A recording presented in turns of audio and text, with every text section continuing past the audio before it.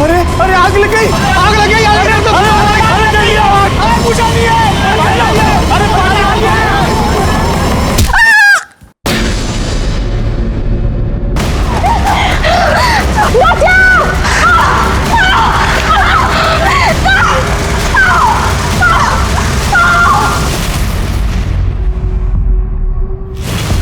हादसे कभी भी किसी के साथ भी हो सकते हैं। ये जो कुछ भी हुआ था वो सिर्फ एक हादसा था या किसी ने अपनी गंदी नियत के साथ ये सब कुछ किया था।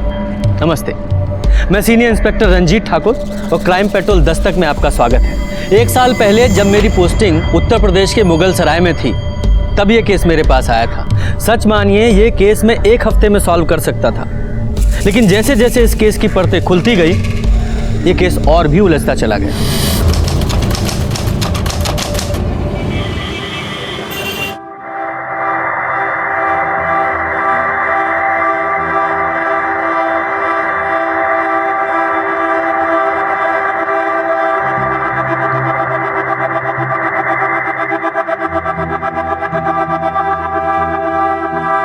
दुल्हन के माता पिता कहाँ हैं?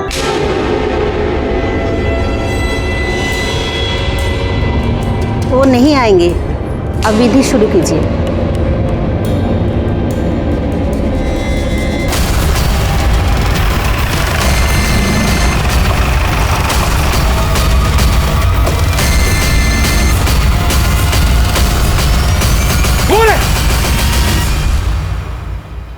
कमीना कहीं का हमारी बेटी को जबरदस्ती उठाकर शादी कर रहा है। नहीं सर, रुक्मिणी अपनी मर्जी से शादी कर रही है। ये अरे काहे के पीछे हटिए, हम है ना यहाँ। तुम बताओ, ये शादी तुम्हारी मर्जी के खिलाफ हो रही है? नहीं सर, ये शादी हम अपनी मर्जी से कर रहे हैं। अरे काहे की मर्जी? सर, ये हमारी नाबालिग बेटी को बहला फुसला रहा है। नहीं सर, हम नाबालिग नहीं है। हमने 2016 में 10वीं पास की थी। ये देखिए, हम 19 साल के हैं। अरे ये सर्टिफिकेट सब झूठा है सर। अब आप झूठ क्यों बोल रहे हैं? ये जब छोटी थी ना तो हम इसका दाखिला 5वें में करवा दिए थे सीधे। अभी 18 की भी नहीं हुई है। ए, तुम बहुत जवानी फूट रहा है तुम्हारा। अभी बताते हैं तुमको। रुकिए, रुकिए। कैसी बातें कर रहे हैं आप? आपकी बेटी है ना ये? आपके मुंह से ऐसी बातें शोभा देती हैं उसके लिए? और ये जो हमारे मुंह पे कालिख पोत रही है इसका क्या सर? ये देख रहे हैं, इसके पास सबूत है कि ये बालिग है। आपके पास कोई ऐसा सबूत है कि ये नाबालिग है? अरे इसे शादी करने से कोई नहीं रोक सकता। पीछे हटाइए ना, आप भी पीछे हटिए। चलिए, आप कीजिए।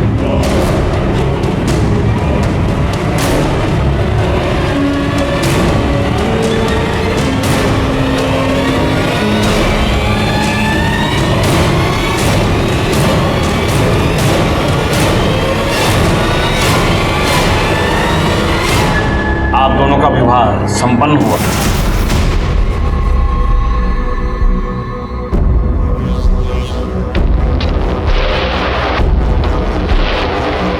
देखिए, हम समझ सकते हैं कि आपको बहुत तकलीफ हुई होगी। रुक्मिणी ने आपकी मर्जी के खिलाफ शादी की है, लेकिन हम आपको आश्वासन देते हैं कि हम इसका हमेशा ख्याल रखेंगे। अगर हो सके तो हमारे नए जीवन के लिए हमें आशीर्वाद दीजिए। ये क्या कर रहे हैं आप लोग? हमारा हाथ आपके ऊपर भी उठ सकता था, लेकिन रुक्मिणी के पिता हैं। आपकी बेइज्जती करेंगे तो उसको दुख होगा। तो हमको मारेगा? हमको मारेगा ये? पापा नहीं, छोड़ो। क्या है सब? अगर ऐसे गुंडागर्दी करोगे तो अरेस्ट कर ले जाओगे।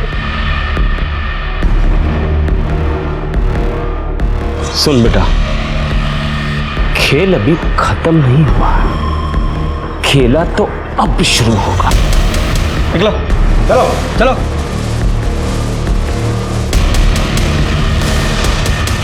चलिए।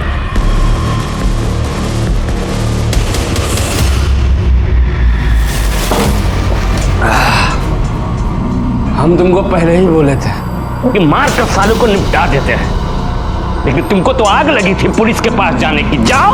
अरे हमने तो सोचा था कि पुलिस आके सारा खेल खत्म कर देगी, ये शादी रुकवा देगी, लेकिन छोड़ेंगे नहीं सालों ना, छोड़ेंगे ना। पंकज यार थोड़ा जल्दी हाथ चलाओ यार, सुबह से कोई काम आगे बढ़ता ही नजर नहीं आ रहा है हमको।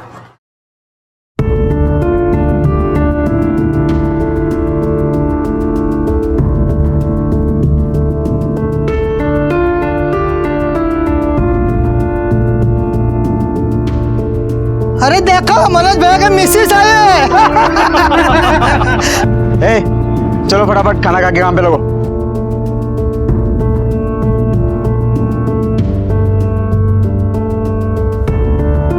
कैसा बना है? तुम खाई? हम खा लेंगे। अरे अभी खाओ हमारे साथ, हम खिलाएंगे तुमको अपने हाथों से।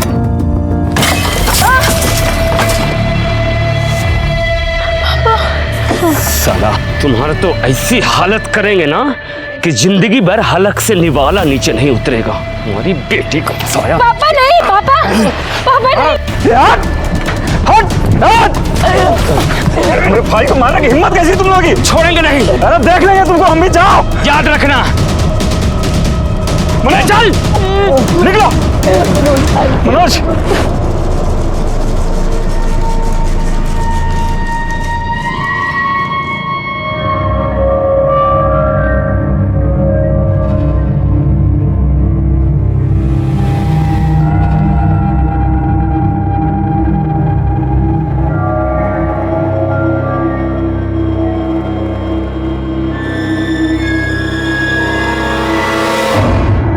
आ जाओ, एक सीट खाली, आ जाओ।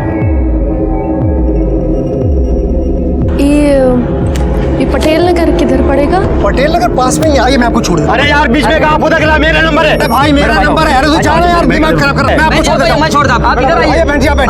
रुक जाओ, बैठ जा, मैं छोड़ रहा हूं। बैठ जा।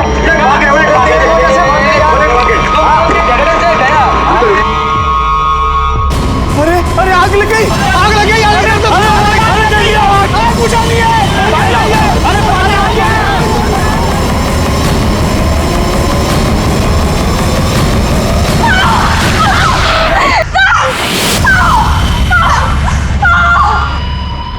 बहुत दुख रहा है ना? नहीं नहीं ये मत लगाओ, हमको बहुत जलता है इससे। अरे इससे बहुत जलता है हमको। हाँ हम नहीं लगा रहे। अच्छा नहीं लगा रहे, हाँ नहीं लगा रहे।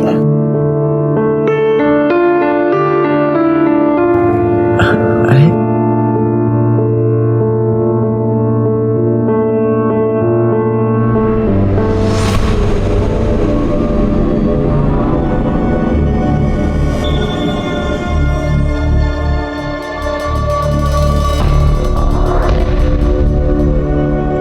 चाची ये किधर पड़ेगा?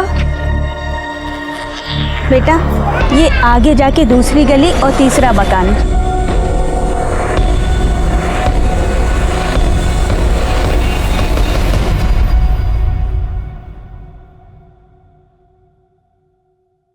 चलिए उठिए, काढ़ा पी लीजिए, आपका बदन दर्द ठीक हो जाएगा।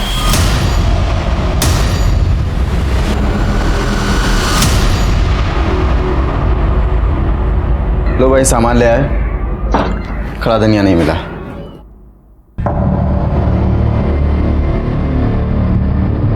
क्या हुआ? हम जब से बाहर से आए हैं तब से देख रही हूँ बहू अंदर बैठी रो रही है। अरे हम तो पूछ पूछ के थक गए, कुछ बताती नहीं। तुम ही जाकर देखो क्या हुआ है। पकड़ो हम देखते हैं। अरे क्या हुआ? काहे रो रही हो? अब देखो ये मत कहना कि घर की याद आ रही है। तुमको पता था ना कि ये सब आसान नहीं होने वाला है। हमें पता था, पर हमें ये नहीं पता था कि तुम्हारा भाई हम पे जबरदस्ती करेगा। ऐसे कहाँ शर्मा रही हो? कभी देखी नहीं होगा। भैया छोड़िए हमें।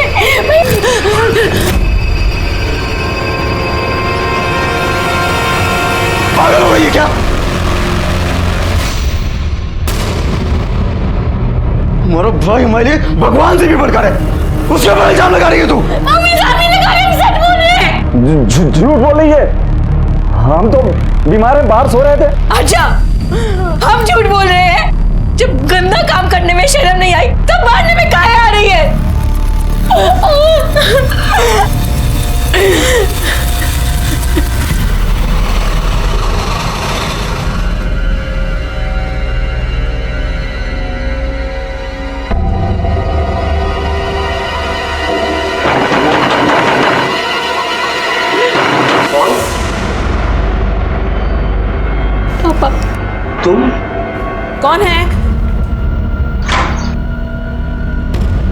लेने आई हो अब यहाँ? पापा, हमें अंदर आने दीजिए पापा। देखिए उसे अंदर आने दीजिए। हम आपके हाथ जोड़ते हैं। अब और कितना तमाशा करेंगे आप? बेटी है हमारी, हमने कहा ना, उसे अंदर आने दीजिए।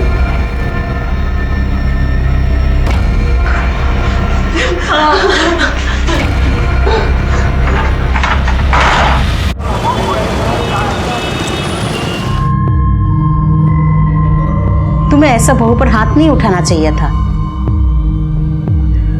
हाँ तुम सुनी ना वो क्या बोल रही थी। भैया प्लीज ले आओ ना भाभी को।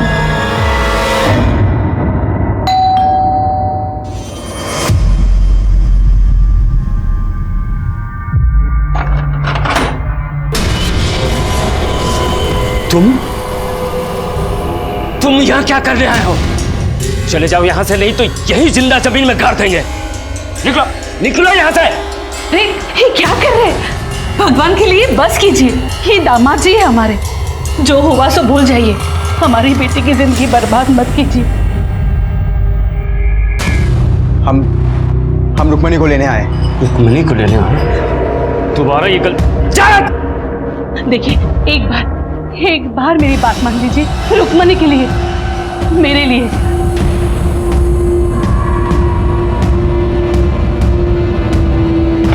अरे ये सुन, हम सब कुछ भूलने को तैयार हैं, लेकिन एक शर्त पर। हमारी बेटी को दोबारा मत रुलाना। उसकी आंखों में आंसू नहीं देख सकते। अरे माना कि दिल से कठोर है, लेकिन बाप है उसके। तुम क्या देख रही हो? अरे दामाद जी पहली बार आए हैं, कोई अच्छा खाना बनाओ।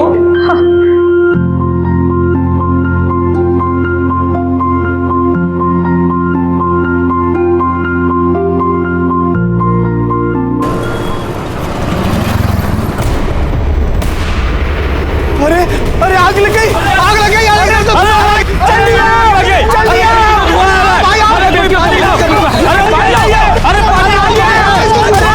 भाई, अबे हमारे बेटियों से भाग के कमरे में आग लगी। अरे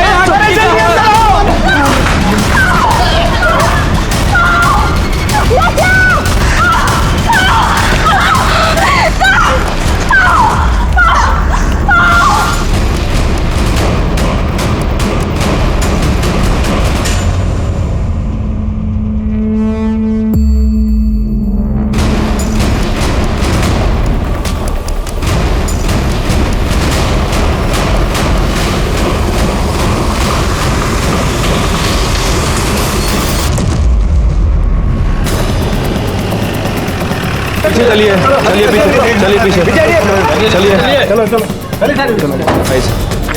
सर 2 लोगों की बॉडी थी, मनोज और रुक्मणी। काफ़ी बुरी तरह से जल गए थे। मनोज की तो मौका वारदात पर ही मौत हो गई। रुक्मणी को हॉस्पिटल भेज दिया गया। ये रही सर मनोज की बॉडी।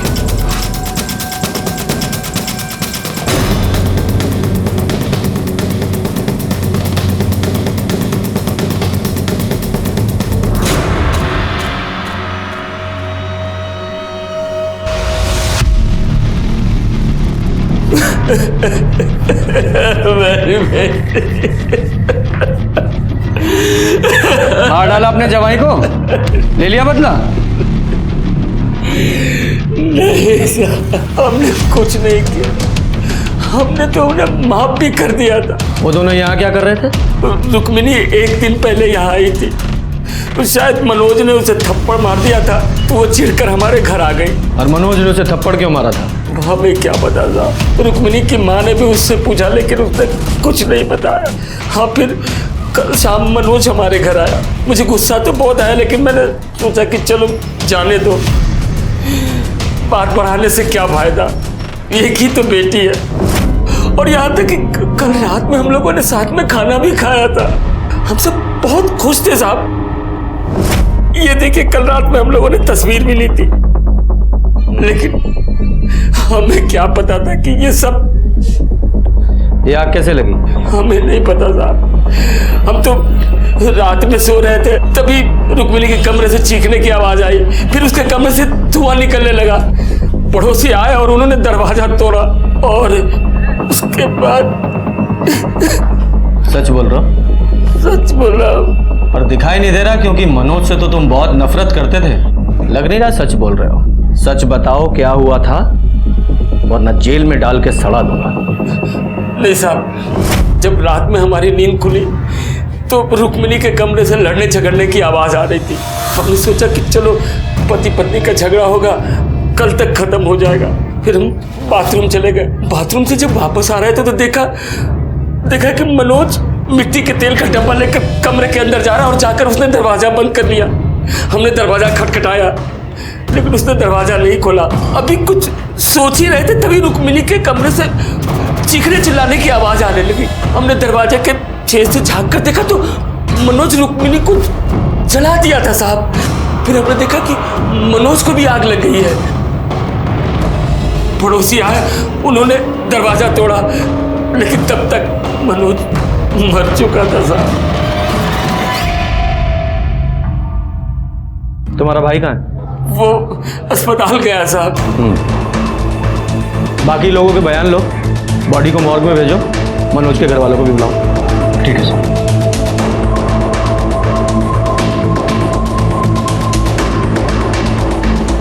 साहब एक मिनट बात करनी है आपसे। बोलिए। हमारा नाम सूरज है। हाँ। और ये हमारा बेटा गोपाल। हम बसेसर के बगल वाले घर में ही रहते हैं। इधर? हाँ। हमारा बेटा गोपाल आपको कुछ बताना चाहता है।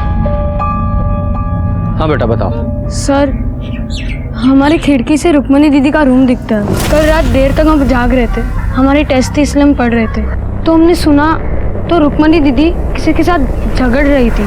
हमने देखा भी तो वो कोई आदमी था, उसने डब्बे से उनके ऊपर मिट्टी का तेल डाल दिया और गुस्से में उनको जला दिया, पर उन पे भी आग लग गई। वो तो बाहर भाग रहे थे।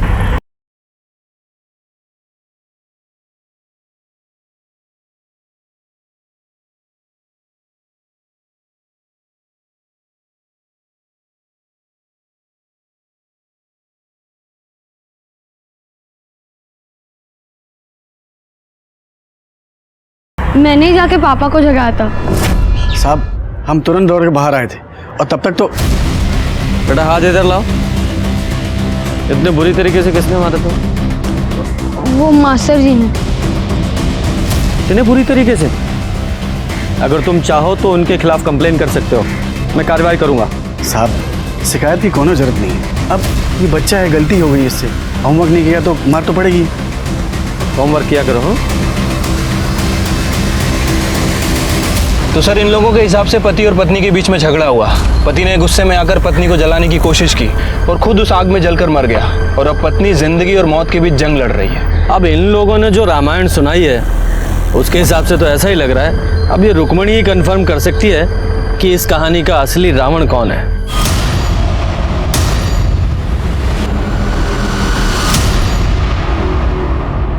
सर रुक्मणी कुछ भी बता नहीं सकती, वो कुछ बोलने की हालत में है ही नहीं। उसका बदन पूरी तरह से जल चुका है, अभी बेहोश है। अगर वो होश में आ भी जाए तो भी उसे ठीक होने में काफी समय लगेगा। देखिए ना साहब, क्या हालत कर दी हमारी बेटी की। ये सब हमारी गलती है, नहीं हम उसे घर में आने देते, नहीं वो ये सब करता। अच्छा हुआ कि राक्षस चढ़कर मर गया, वरना हम उसकी जान ले लेते। जब ये सब कुछ हुआ आप कहाँ थे? अपने घर में थे साहब, हमें तो अभी इस बारे में पता चला है, और हम तो इस रिश्ते के पहले से ही खिलाफ थे। अब देख लीजिए बड़ों की बात ना मानने का क्या नतीजा होता। यादव जी, ये मनोज के घर वालों को इन्फॉर्म किया? हाँ, उन्हें मॉर्ग रूम बुलाया।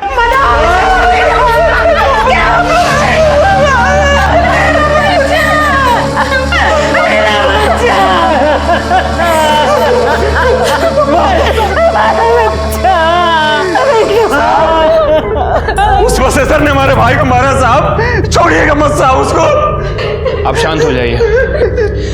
देखिए बॉडी में तो और कुछ बचा नहीं है, लेकिन हमें बॉडी में एक कड़ा मिला है। आप पहचानते हैं इसे? साहब ये कड़ा मनोज का साहब, उसके पिछले जन्मदिन पे हम उसको गिफ्ट में दिए थे साहब। साहब ये सब कुछ उस रुक्मिणी के बाप ने किया साहब। उसने हमारे भाई मनोज को मार डाला साहब। मंदिर में देखा था ना आपने, कितना गुस्सा भरा था उसके अंदर। और उसके बाद मनोज जिस कंस्ट्रक्शन साइट पे काम करता था वहां अपने गुंडों के साथ पहुंच गया था। वो तो ठीक टाइम पर मैं और कुछ लेबर आए तो बीच बचाव किया, नहीं तो हमारे भाई को उसी दिन मार डालता वो। साहब जब इतना गुस्सा भरा था तो अचानक मान कैसे गया वो? जब इस बसेसर ने मनोज के साथ कंस्ट्रक्शन साइट पे मारपीट की थी तो आप लोगों ने पुलिस कंप्लेन क्यों नहीं की? हमने उससे कहा था बात ना बढ़ाए, रिश्तेदारी वाली बात थी। अब बेटी भाग जाएगी तो गुस्सा तो आएगा ना। इतना गुस्सा कि हमारे बेटे की जान ही ले ली। ये रुक्मणी के घर वालों ने हमें बताया कि मनोज ने रुक्मणी के साथ कुछ मारपीट की थी और इसलिए वो अपने मायके आ गई थी। ये बता सकते हैं पति पत्नी में किस बात को लेकर झगड़ा हुआ था? साहब पति पत्नी तो लड़ते रहते हैं, कौन सी बड़ी बात है। और मनोज थोड़ा गुस्से वाला था और रुक्मणी बहुत जल्दी चिढ़ जाती थी। बात क्या हुई थी साहब हमें कुछ नहीं पता। हमें बिन बताए उसने गुस्से में अपने मैके जाके बैठ गई। साहब हमने मनोज से कहा था उसे मना ले आए। साहब हमें क्या पता था, हम खुद ही मेरे बेटे को मौत के मुंह में भेज गए। क्या फिर से नौकरी छोड़ दी? तुम्हारे पैर में चक्री लगी है क्या? किसी नौकरी पे टिकते ही नहीं हो। तुम उसकी छोड़ो, वो मैं देख लूंगा। हाँ बाद में बात करता हूँ। मेरे छोटे भाई को ना पहले मेरी शादी करनी है फिर नौकरी करनी है। सही तो कह रहा है सर। अच्छा तुम भी उसी का साथ दोगे? अपडेट बताओ। सर ये मनोज की पीएम रिपोर्ट है सर। बॉडी 80% जली हुई थी सर, और बॉडी पे कहीं भी कोई एक्सटर्नल इंजरीज और ट्रॉमा के निशान नहीं है। यादव जी ये मनोज के घर वालों का कहना है कि मनोज काफ़ी गुस्से वाला था जी, और ये रुक्मणी ये भी काफ़ी शॉर्ट टेम्पर्ड थी। तो हो सकता है उस रात रुक्मणी और मनोज का झगड़ा हुआ हो और गुस्से में मनोज ने रुक्मणी को जला दिया और गलती से उसी आग में खुद जलकर मर गया। तो इस हिसाब से रुक्मणी विक्टिम और ये मनोज कल्प्रिट। पुरानी कहावत है जो दूसरों के साथ बुरा करता है वो खुद मुसीबत में पड़ जाता है, और इस केस में भी हमें कुछ ऐसा ही लगा था। सर्कमस्टेंशियल एविडेंस और गवाहों के बयानों के बाद हमें यकीन हो गया था कि असली गुनहगार मनोज त्यागी ही था। उसने ही अपनी पत्नी रुक्मणी को जलाकर मारने की कोशिश की थी जिसमें वो खुद जल गया था।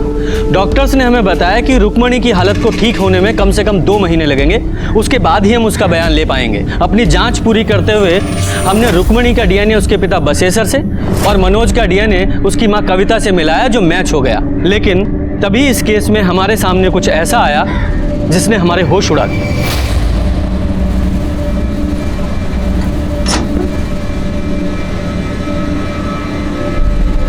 सरोज जल्दी नीचे आ सरोज। अरे कहाँ रह गई थी सरोज? जी अम्मा जी वो हम छत पर ना कपड़े सुखा रहे थे। अच्छा सुन, बाहर बिरजू आया है, उसका हिसाब देख ले जरा, ठीक है? अच्छा सुन, 1 मिनट रुक।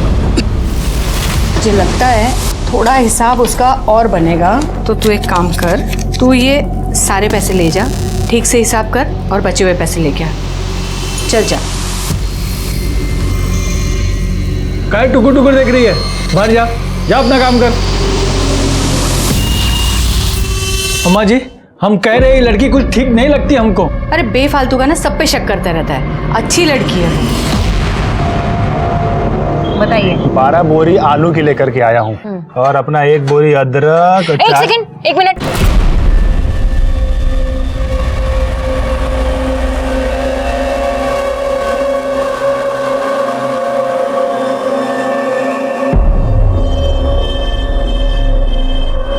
क्या ये काहे ऐसे बत्तीसी दिखा रहे हो हमें? हाँ ये लो काम करो, काम पे ध्यान दो।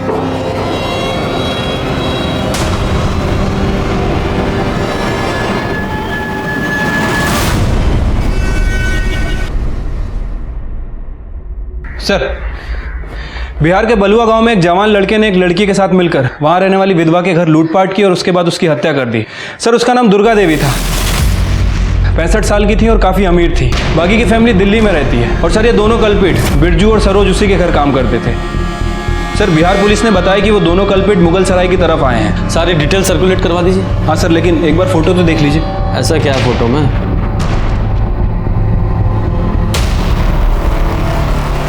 ये तो रुक्मणी जैसी लग रही है, लेकिन वो तो हॉस्पिटल में है। ये बिहार में कैसे हो सकती है?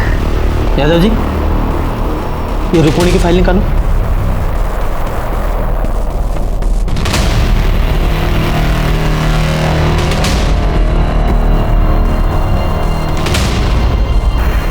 देखिए सर, दोनों के हाथों पर बिल्कुल सेम जगह ही टैटू है।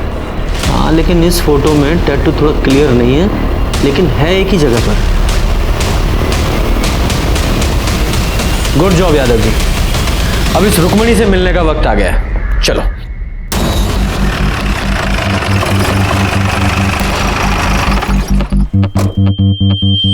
सर, आप ये सही नहीं कर रहे। देखिए, हमें पता है हम क्या कर रहे हैं। इतनी मुश्किल से तो ये ठीक हो रही है।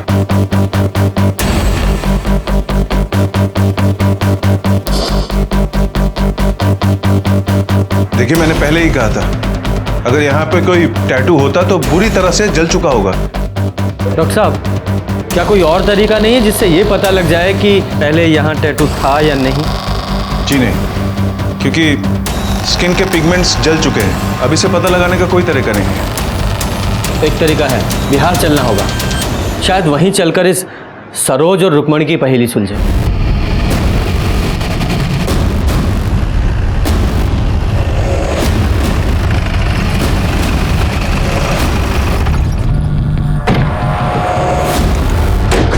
यही घर है सर। और ये पुलिस वाले यूपी से आए हैं साहब। तुमने जो बयान हमको दिया था, तुम्हारे मुंह से सुनना चाहते हैं। वो क्या है कि तुम्हारे अम्मा जी के कातिलों का पता लगाना है ना। छोड़ना मत साहब उनको। हमारी अम्मा जी बहुत अच्छी थी साहब, बहुत अच्छी थी हमारी अम्मा। ये सरोज यहाँ कब से काम करती थी? साहब कुछ 35-40 दिन हुए होंगे साहब। बहुत पढ़ी लिखी थी साहब, और एकदम सीधी सादी लगती थी। अम्मा जी का तो बहुत ही ख्याल रखती थी, और अम्मा जी भी उस पर बहुत भरोसा करते थे साहब। और ये बिरजू? अम्मा जी का जमीन का बटाई होता है ना, वो बिरजू ही देखता था। यहाँ आता जाता रहता था साहब। वो हिसाब किताब भी सरोज ही देखती थी। जी सर, यहाँ पे काम करने वाले लोगों का कहना है कि सरोज और बिरजू बहुत घुल मिल गए थे। हाँ साहब, हम देखे थे, बिरजू और सरोज में बहुत नजदीकियाँ हो गई थी। अगर तुम्हें हमारी जरूरत है तो सीधे सीधे कह क्यों नहीं देते? साहब, वो जो सरोज थी ना, वो हमेशा डरी डरी रहती थी। डरी डरी मतलब? डरने की वजह तो पता नहीं, लेकिन हमेशा उसके दिमाग में कुछ ना कुछ तो चलता रहता था साहब। ये सरोज कहाँ की रहने वाली थी? पता नहीं साहब। पता नहीं? तो फिर मिली कहाँ? हम वो अप्रैल में पटना गए थे, आके देखा तो यहाँ काम कर रही थी वो। आपने सरोज के बारे में बाकी गांव वालों से बात की? जी सर, लेकिन किसी को भी नहीं पता है कि वो कहाँ से आई थी और यहाँ तक कैसे पहुँची। साहब, हम एक चीज हमेशा देखते रहे कि जब भी अम्मा जी लाकर खोलती थी ना, तो उसकी आँख खुल जाती थी। सच में हम कह रहे साहब कि सब कुछ उसका ही किया धरा है। बिरजू को भी उसी ने फंसाया साहब। साहब, वहाँ अम्मा जी का लाश लाकर के पास पड़ा था, और उस वक्त लाकर खुला था साहब। सर, फ्लावर वॉश को वेपन की तरह यूज किया गया था, जिसे हमने फॉरेंसिक में जमा करा दिया है। ये सरोज के पास कोई मोबाइल था? नहीं साहब, नहीं था। ये अम्मा और बिरजू के पास तो होगा? हाँ, उनके पास था साहब। सर, बिरजू अपना मोबाइल एक मजदूर को दे के गया था, जिसमें मोबाइल डेटा इरेज था और कोई सिम भी नहीं था। सर, हमने अम्मा जी और बिरजू की मोबाइल की CDR रिपोर्ट और मोबाइल लोकेशन दोनों मंगवाई, जल्दी ही मिल जाएगी। गुड। सर, बिरजू के मोबाइल लोकेशन और मोबाइल डिटेल्स में कुछ भी सस्पिशियस नहीं है, लेकिन सर ये अम्मा जी नटवा गांव में भीमा के कांटेक्ट में थी। ये भीमा कौन है? हिस्ट्री शीटर है सर। ह्यूमन ट्रैफिकिंग के केस में कई बार पकड़ा गया, पर हमेशा बेल पे छूट जाता है। लेकिन सर, मेरी समझ में ये नहीं आ रहा है कि दुर्गा देवी उससे बात क्यों करती थी। वो भी पता चल जाएगा।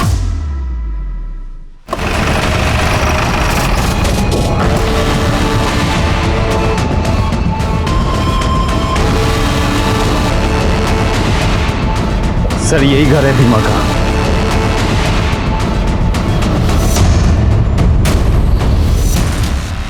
यहाँ तो ताला लगा है। कैसे पता लगाएं सर, कहाँ गया होगा?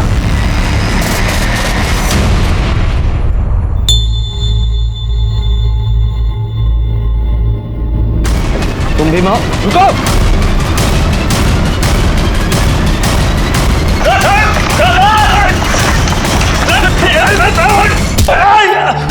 आपको कुछ नहीं पता, आपको कुछ नहीं पता साहब, छोड़ दीजिए। रुको। कितना मारते हो तुम लोग?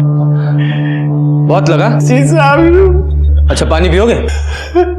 हाँ साहब। ठीक है पिलाते हैं, पर पहले सच बताओ, सरोज को तो जानते हो? कौन है, कहां से आई थी, सारी डिटेल्स बताओ उसकी। साहब हम कसम खा के कहते हैं, हमको नहीं पता साहब। अम्मा ना सच बोलती थी, ये लातों के भूत बातों से नहीं मानते। तुम लोग ना अपने तरीके से पूछ लो, मुझे तो ये कुछ बताएगा नहीं। साहब रुकिए साहब, बताते साहब, बताते। बताओ। सब वो दरअसल वो राम लगन आदमी का फोन आया था हमारे पास। वो हमको बोला कि उसके पास एक 19 साल की एक लड़की है जो बहुत ही खूबसूरत है, उसका हाथ पैर भी ठीक ठाक है। तो साहब 1 लाख में हमारा डील फाइनल हो गया। उसके बाद साहब हम 5 दिन अपने साथ ही रखे नटुआ गांव में, बस इतना ही साहब। फिर 5 दिन बाद क्या किया? वो अम्मा जी को बेच दिए थे 1.5 लाख रुपए में। ये राम लखन का जो फोन आया था मोबाइल से आया था? जी। यादव जी सर, उस नंबर को ट्रेस करो। कहाँ का रहने वाला है ये? जी यूपी। तो लड़की को तुमने यूपी से उठाया? साहब ये तो हमको पता नहीं है, लेकिन यूपी और बिहार का जो बॉर्डर है ना, वहीं पर लेन देन हुआ था। कब हुआ था? 11 अप्रैल रात को हुआ था।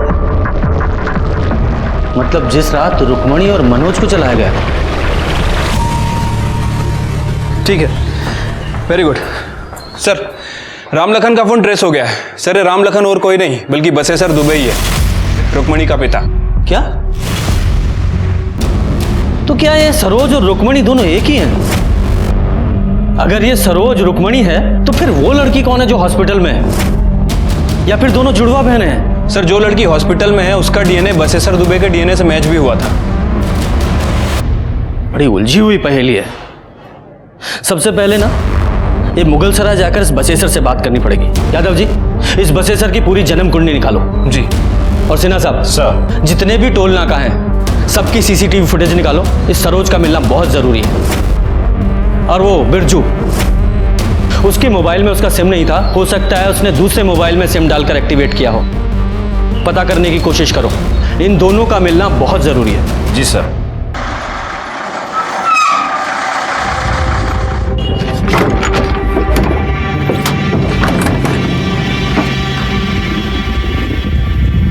सुनिए, हम ऐसे कब तक इधर उधर भागते रहेंगे? हम जाने ये सब कब खत्म होगा। देखो तुम ज़्यादा परेशान मत हो, बस थोड़ी देर का तो बात है। हम आज रात को बनारस से गाड़ी पकड़ेंगे, उसके बाद निकल जाएंगे। फिर हमको तो कोई टेंशन नहीं है वहाँ पे। चलो अब। हमें बहुत भूख लग रही है और हमारा गला भी सूख रहा है। गला तो हमारा भी सूख रहा है, लेकिन करे क्या? एक काम करो, आओ तुम इधर आओ, तुम यहाँ बैठो, हम तुम्हारे लिए कुछ खाने को लेकर के आते हैं। जाना मत यहाँ से कहीं।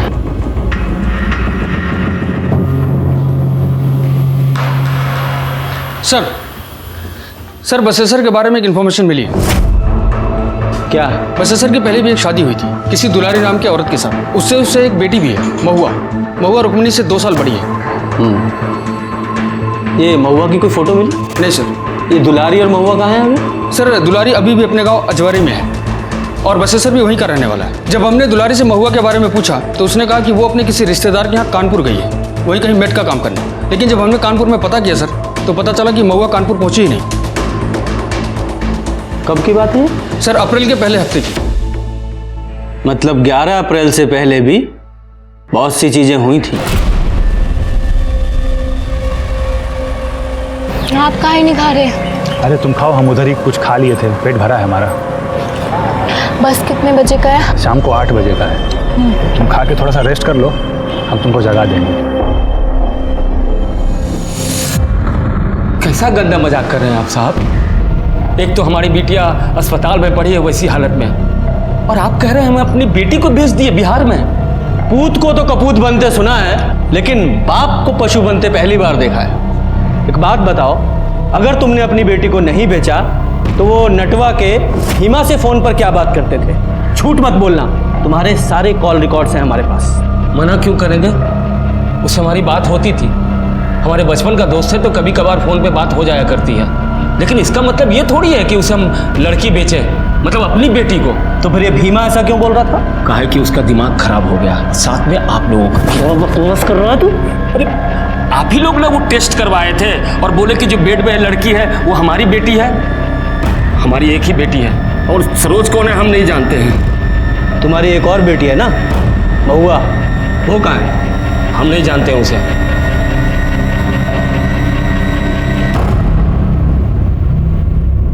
ठीक है, जाओ।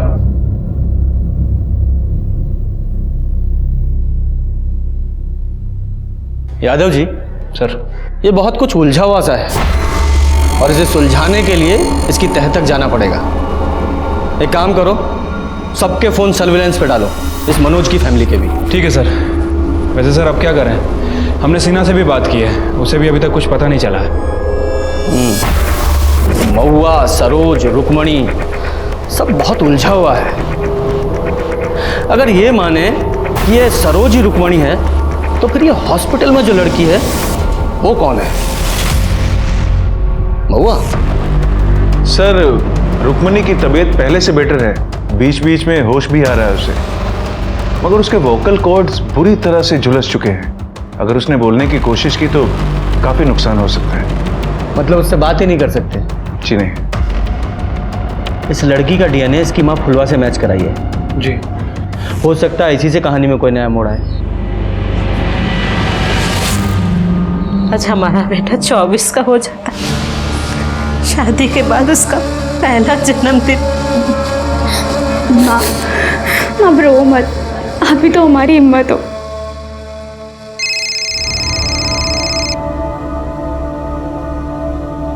हेलो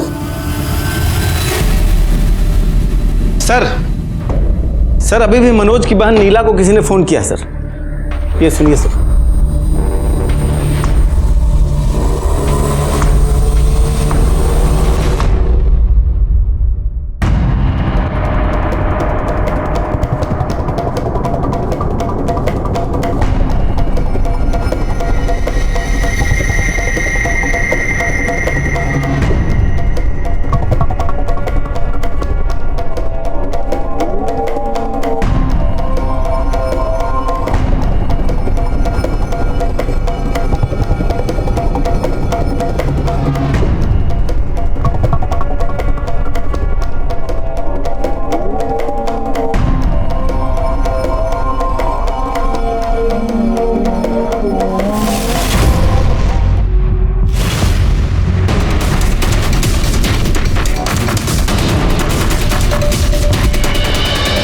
आप कैसी हो? याद नहीं रहे। सरोज, ले चलो इसे। सरोज या रुक्मणी बुलाऊं तुम्हें? कौन हो तुम? सरोज या रुक्मणी, या रुक्मणी की कोई जुड़वा बहन? नहीं साहब, हम रुक्मणी ही हैं। सबने बहुत कोशिश की कि हम भूल जाए कि हम रुक्मणी नहीं हैं, लेकिन साहब हम रुक्मणी ही हैं। उस रात तुम्हारी मनोज से लड़ाई किस बात पर हुई थी? नहीं साहब, हम दोनों की तो कोई लड़ाई नहीं हुई थी। हम दोनों के बीच तो सब कुछ ठीक था। हम दोनों ने खाना खाया, उसके बाद हम सोने चले गए। फिर अचानक से आधी रात में किसी ने हमें कुछ सुंघाया और हम बेहोश हो गए। हमने भागने की कोशिश की, लेकिन कहाँ भाग रही है? कहाँ भाग रही है? नहीं, समझ नहीं आता तुमको? तुम ऐसे नहीं समझ। रुको, समझाते हैं तुम। हमारे साथ रेप किया और 5वें दिन। एक बात सुन लो, हम तुमको ना अम्मा के पास भेज दिए। हाँ, भेज दिए हैं तुमको। अब से तुम्हारा नाम सरोज है। सरोज, रुक्मणी नाम को भूल जाओ। और अगर तुमने भागने का कोशिश किया ना, तो पता क्या होगा? जो पूरा गांव का मर्द लोग है ना, वो तुम्हारे ऊपर छोड़ देंगे। उसके बाद तुमको और तुम्हारे मनोज को, दोनों को गोली मार देंगे। अम्मा जी बहुत अच्छी इंसान थी, वहां में कोई परेशानी नहीं थी। पर साहब, हम वहाँ कैसे रहते? हमें तो अपने पति के पास जाना था। हम मनोज से बहुत प्यार करते थे साहब। हमारे पास कोई फोन भी नहीं था जिससे कि हम मनोज को फोन कर सके। वहाँ हर वक्त हम पर सब लोग नजर रखते थे साहब। ऐसा लगता था जैसे हमें वहाँ कैद करके रखा हो। फिर हमें एक आदमी मिला वहाँ पे, बिट्टू नाम का। वो अम्मा जी की जमीन पे बटैये पे काम करता था। हमने उससे जानबूझकर दोस्ती की। हमने बिट्टू से कहा कि हमें यहाँ से भागना है। उसने कहा उसके लिए हमें पैसे चाहिए होंगे। हम दोनों ने मिलकर एक योजना बनाई कि तिजोरी से सारे पैसे निकालकर हम भाग जाएंगे।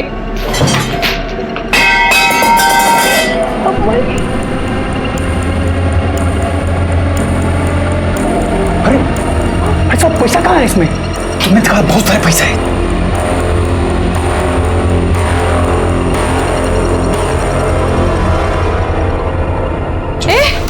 बिरजू, क्या कर रहे हो यहाँ पे? सरोज? नहीं अम्मा जी। चोरी कर रहे हो? नहीं नहीं अम्मा, वो सफाई कर रहे हैं। चल क्या रहा है यहाँ पे?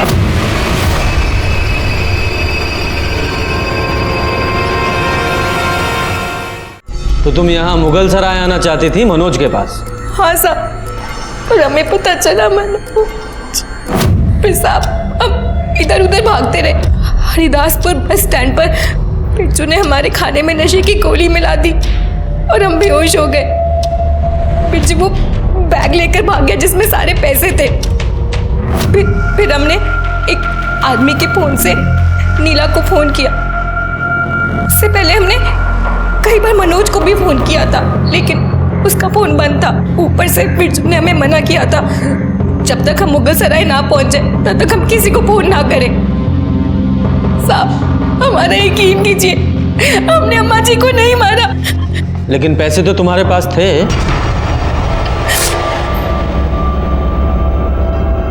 हाँ साहब, जब बिट्टू ने खाना खाने से मना किया तब हमें उसकी नीयत पर थोड़ा सा शक हुआ, तो हमने पैसे अपने पास छुपा लिए थे। मनोज ने तुम्हें किस बात पर मारा जो तुम मायके चली आई थी? उसके भाई राजेश ने हमारे साथ बलात्कार करने की कोशिश की थी।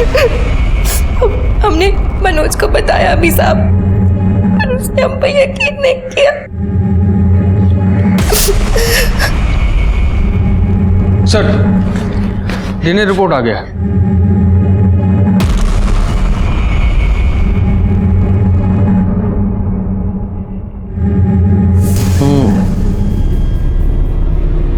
मुझे तो उसी दिन उस बसेसर के पड़ोसी सूरज पर शक हुआ था।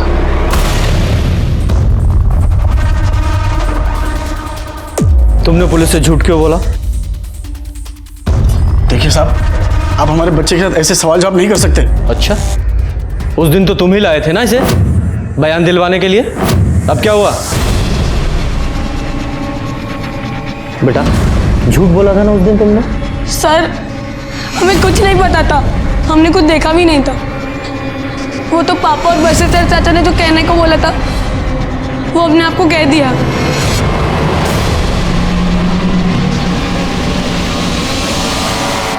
हमने तो मना भी किया था, इन्होंने हमें छड़ी से मारा था।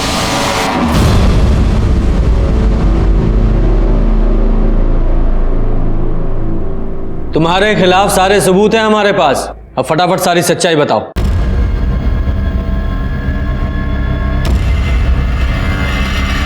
रुक्मिणी ने मनोज से शादी करके हमारा बहुत खून जलाया था। हम उससे बहुत गुस्सा थे। हमने सोचा था कि उसे भीमा के हाथों बेच देंगे, लेकिन जब सोच ही रहे थे तो वो अपने ससुराल से लड़ झगड़ कर खुद ब खुद हमारे घर आ गई। और उसके पीछे पीछे मनोज भी आ गया। हमने बेहोशी की दवा सुंघाकर उसे बेहोश कर दिया। फिर हमारे भाई ने उसे घर के बाहर ले जाकर बेच दिया। फिर हमने मनोज को वहीं जला दिया और ऐसा नाटक किया कि ये सब मनोज का किया धरा। मतलब महुआ को रुक्मणी की जगह रखकर जला दिया। क्या करते, दुलारी ने उसे कानपुर भेजा था और वो हमारे पास आ गई। 4 साल की थी जब उसे छोड़कर आए थे, लेकिन उसको तो हमारे घर पर ही रहना था। इतनी सुंदर भी नहीं थी कि कहीं शादी कर देते या बेच देते।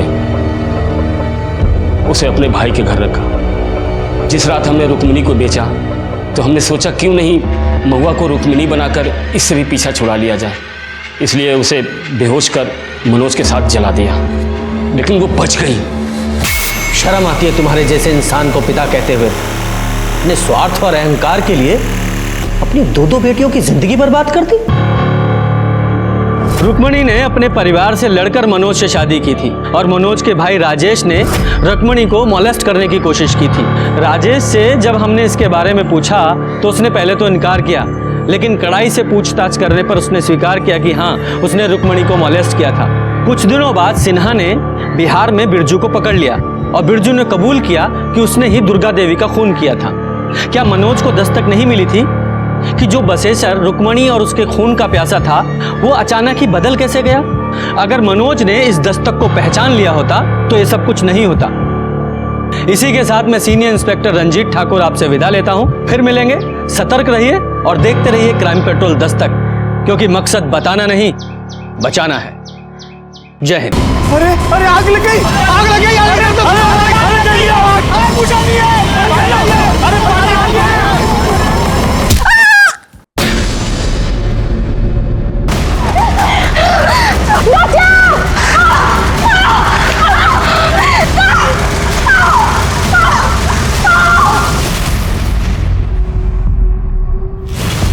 हादसे कभी भी किसी के साथ भी हो सकते हैं। ये जो कुछ भी हुआ था वो सिर्फ एक हादसा था या किसी ने अपनी गंदी नीयत के साथ ये सब कुछ किया था। नमस्ते, मैं सीनियर इंस्पेक्टर रंजीत ठाकुर और क्राइम पेट्रोल दस्तक में आपका स्वागत है। 1 साल पहले जब मेरी पोस्टिंग उत्तर प्रदेश के मुगल सराय में थी तब ये केस मेरे पास आया था। सच मानिए ये केस मैं 1 हफ्ते में सॉल्व कर सकता था, लेकिन जैसे जैसे इस केस की परतें खुलती गई ये केस और भी उलझता चला गया।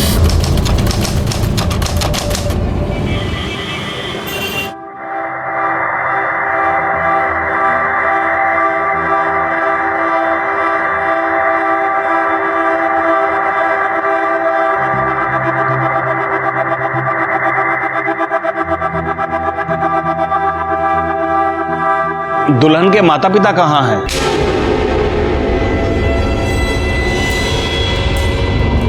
वो नहीं आएंगे, अब विधि शुरू कीजिए।